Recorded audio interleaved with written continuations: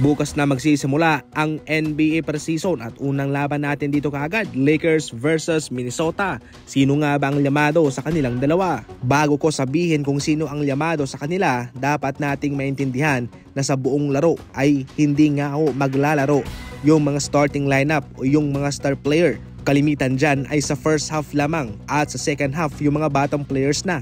Kung mayroong malaking kalamangan ng isang kupunan bago magtapos ang first half, bonus yan sa mga batang players. Dapat nilang panatilihing malaki yung kanilang kalamangan upang kanilang matalo yung kalaban. Ngayon sa Lakers at sa Minnesota, kung ating titimbangin, itong Minnesota ang llamado.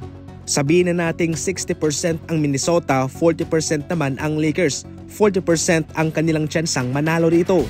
Tandaan na nakasalalay yan sa mga batang players in which mga experimental lamang at kinakapapa nila. Maliban sa mga batang players, meron ding mga free agent dyan na kanilang binigyan ng mga exhibiting deal na kanilang papalaruin para kanilang makita yung performance na baka deserving din na magkaroon ng posisyon sa kanilang official na lineup. So sa Lakers at sa Minnesota, 60% yung Minnesota, 40% ang Lakers. Ngayon sa pangalawang laban, Nuggets versus Boston Celtics. Sino ang llamado sa kanila?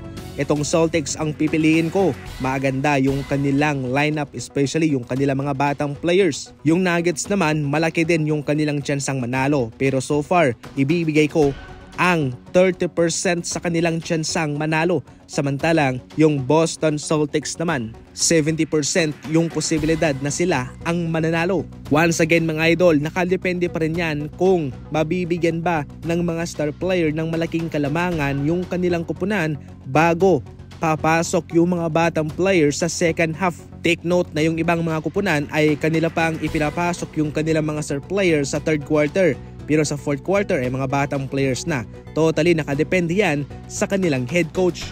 Sa ibang mga balita, walang problema si Jimmy Butler kung hindi siya bibigyan ng extension ng Miami Heat. Hindi pa naman ito katapusan para sa kanya kung saan sa free agency ay pwede naman siyang bigyan ng malaking kontrata ng Miami Heat mga idol at nakadepende yan sa kanyang performance na ipapakita sa season na ito. Ayon kay Jimmy Butler, papatunayan niya at ibibigay niya ang kanyang best para patunayan sa Miami Heat na karapat-dapat siya sa ganyang kontrata. Well, sa kabilang banda, mayroong pangalawang daan na tatahakin sa Jimmy Butler kung wala talagang positibong maidudulot ang season na ito para sa kanilang negosasyon sa kontrata. Ibig sabihin nito ay oras na para umalis sa Miami Heat at mag-explore ng ibang kupunan. Isang magandang advice naman ang sinabi ni Draymond Green kay Brandon Podziemski na huwag daw magpapadala sa bugso ng damdamin. Alam natin si Podziemski ang papalit kay Klay Thompson sa kanyang starting lineup. Subalit mayroong advice si Draymond Green sa kanilang batang player. Ayon kay Draymond Green, huwag mong atupagin, isipin kung ano ang sinasabi ng ibang tao.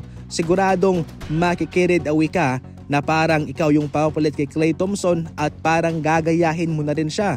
Huwag mong gawin yon, Brandon Podziemski. Ang dapat mong gawin ay magpakatotoo ka. Kung ano ka, yun ang ipakita mo. Tama itong sinasabi ni Draymond Green dahil minsan kapag tayo'y nagpapapanggap, gusto nating gayahin yung isang tao, ay syempre hindi na tayo yun.